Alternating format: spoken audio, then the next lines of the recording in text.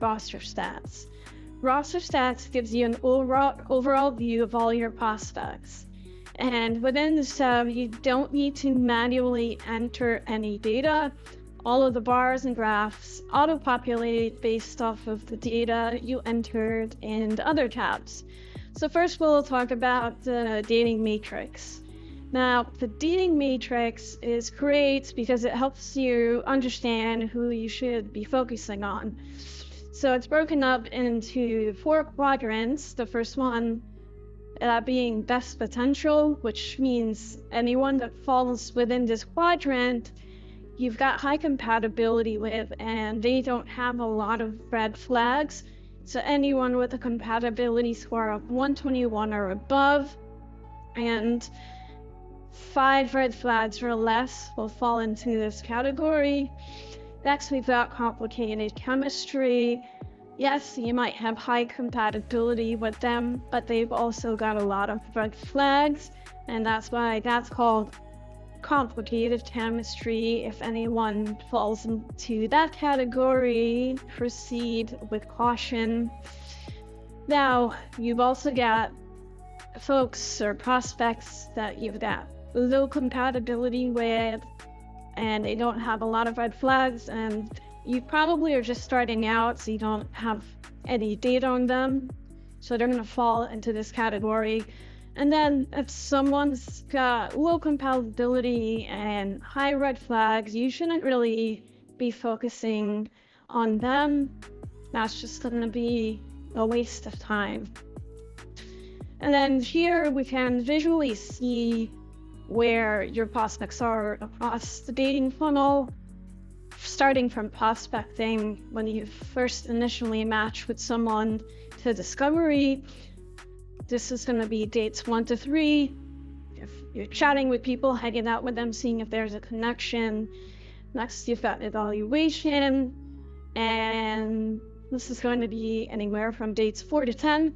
You're testing the waters a little bit more seriously and checking if you really both click, and with the ultimate goal of getting a love match.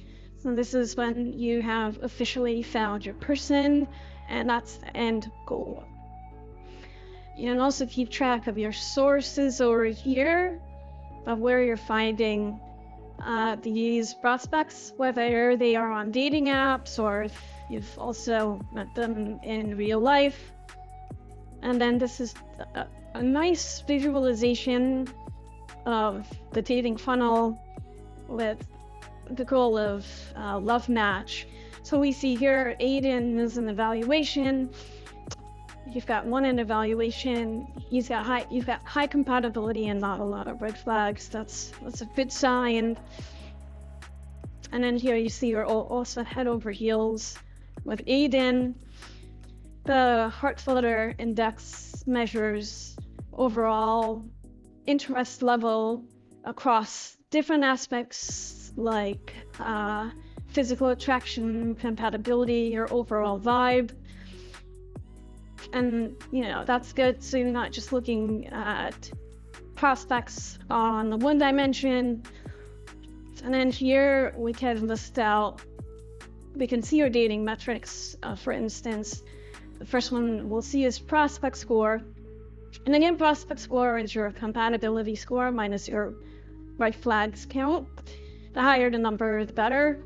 So we'll see here Aiden is in the lead.